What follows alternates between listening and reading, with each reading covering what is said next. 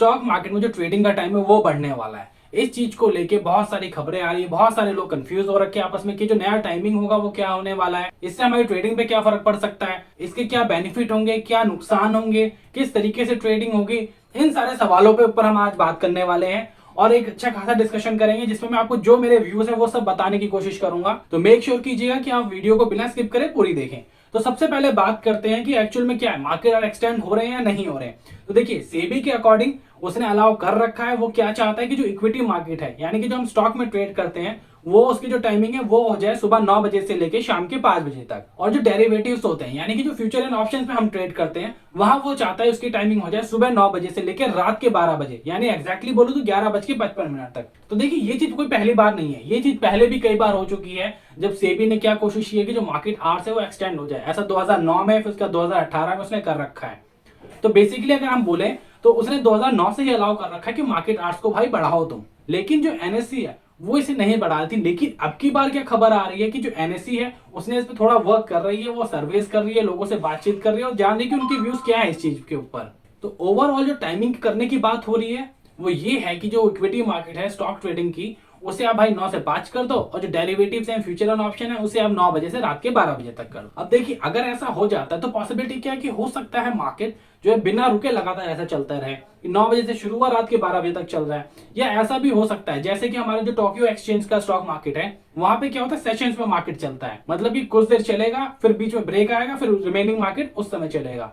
तो अगर मैं एक्जैक्टली बोलूं तो वहां जो मार्केट है वो शुरू हो जाता है सुबह 9 बजे से 11:30 बजे तक चलेगा, फिर बीच में 1 घंटे का ब्रेक होगा और फिर उसके बाद 12:30 बजे से लेके दोपहर के 3 बजे तक मार्केट चलता है। अब सवाल ये उठता है कि सेबी ऐसा करना क्यों चाहती है, क्या रीजन है उसके पास। तो देखिए जो ओवरऑल रीजन सामने आ रहे हैं वो ये है कि सबसे पहले तो जो ग्लोबल इंफॉर्मेशन होती है वो चाहती है कि वो टाइमली जो हमारा स्टॉक मार्केट है उसे डाइजेस्ट कर पाए, मतलब कि जो फ्लक्चुएशन हमें देखने मिलते हैं नेक्स्ट डे पे अप गैप और गैप डाउन वो खत्म हो जाए।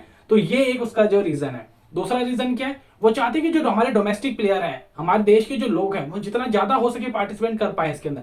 अभी जो बहुत सारे लोग ऐसे जो कॉलेज स्टूडेंट हैं या जो जॉब पे जाते हैं वो पार्टिसिपेट नहीं कर पा रहे हैं इसके अंदर। तो दूसरा वो डोमेस्टिक पार्टिसिपेशन बढ़ाना चाहती है।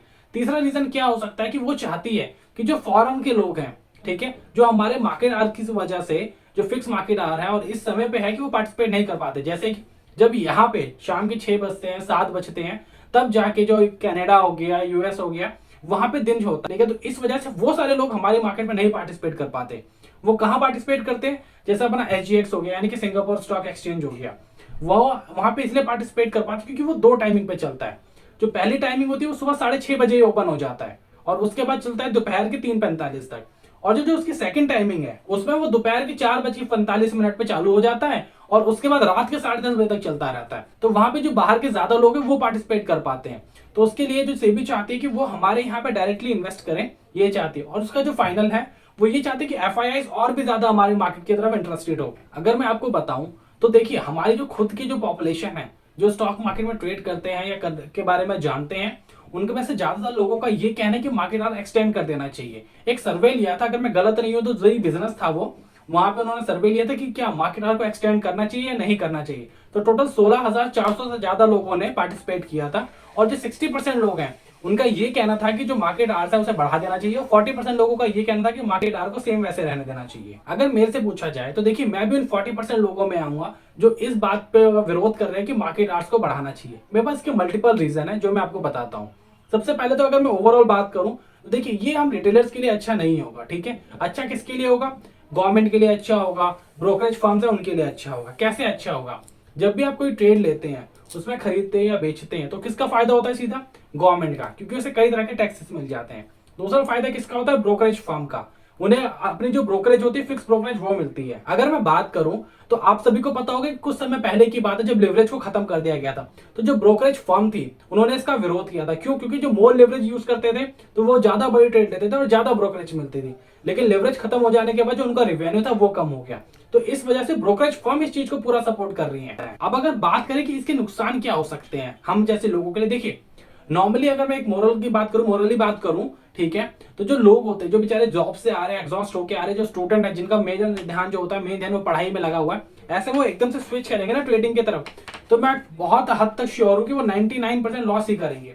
और अगर मेरी क्या आप एक सर्वे की बात करें जो बिजनेस स्टैंडर्ड ने लिया था उसके अकॉर्डिंग जो ऐसे लोग हैं जिन्हें नॉर्मल एक्चुअल में ट्रेड करते हैं, वो भी 10 में से 9 लोग फेल हो जाते हैं। खाली 1% ऐसा होता है जो सक्सेसफुली ट्रेड कर पाता है, और वो भी इतना बहुत ज्यादा प्रॉफिटेबल नहीं होता है। मेनली क्या होता है कि जो वो प्रॉफिट कमाता है उसमें से ज्यादा तो टैक्स वगैरह में ही कट जाता है। दूसरा पॉइंट कि इंट्राडे ट्रेड और एफएनओ को मैनेज करना बहुत मुश्किल हो जाएगा। क्यों मुश्किल हो जाएगा? एक तो एफएनओ को जो लेंथ होगा वो सुबह 9 बजे से लेकर रात के 12 बजे तक का हो गया है, ठीक है। और ऐसे में अब क्या है, हमें अलग अलग मार्केट्स पे फोकस करना पड़ेगा कि अच्छा यूरोपियन मार्केट में ऐसा हो रहा है, यूएस मार्केट में ऐसा हो रहा है। इसके हमें न्यूज पे भी ध्यान रखना होगा, मेजर न्यूज तो नहीं आ गई।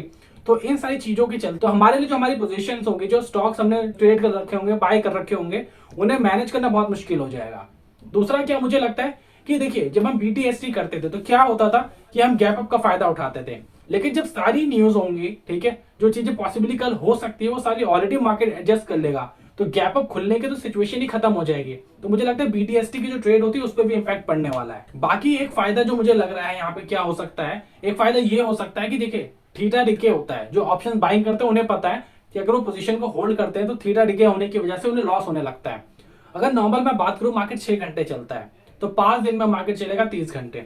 लेकिन अगर इसे हम एक्सटेंड करते हैं एफएनओ की सिचुएशन में, तो अब वो 14 घंटे चल रहा है, सॉरी 15 घंटे चल रहा है, यानी कि 5 दिन में वो चलेगा 75 आवर्स, जो 30 के 2 गुने से भी ज्यादा है। तो इसका इंपैक्ट क्या होगा मेरे अकॉर्डिंग, चाहे जो थीटा डिके है वो कम, आधे से भी कम होगा। मतलब अगर नॉर्मल सिचुएशन में 10 का थीटा डिके हो रहा था, तो अब वो सिर्फ 3 या 3.5% ही, 3 या 3.5 रुपए ही नीचे जाएगा। तो इसका फायदा शायद ऑप्शन बायर को मिले। और एक चीज और, कई कंपनियां क्या करती थी, जब क्वार्टरली रिजल्ट आता था उनका, उसे किस समय लेके आती थी? 3:30 बजे के अराउंड, 4 बजे, 2:15 पे, ठीक है, ये 3:15 पे हो गया, 3 बजे हो गया। क्यों? क्योंकि अगर रिजल्ट अच्छे नहीं आए, ठीक है, तो वो ऐसे में बच जाती थी, क्योंकि वो जो सिचुएशन होती थी वो नेक्स्ट डे पे चली जाती थी।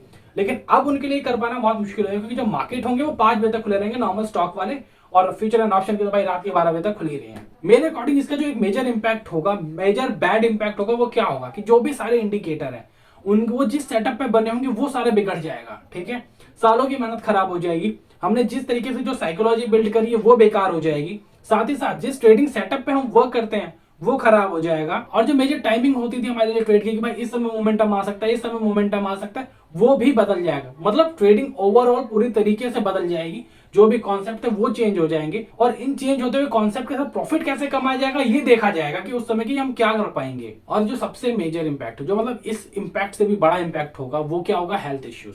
आप अगर ट्रेड करते हैं तो आपको पता है कि 2 घंटे, 3 घंटे, 4 घंटे बैठने के बाद क्या हालत हो जाती है।